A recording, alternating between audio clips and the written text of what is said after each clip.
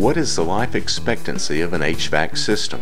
Most systems have a lifetime of 10 to 15 years, with gas furnaces lasting 20 to 25 years. As your equipment gets older, its efficiency can decrease dramatically.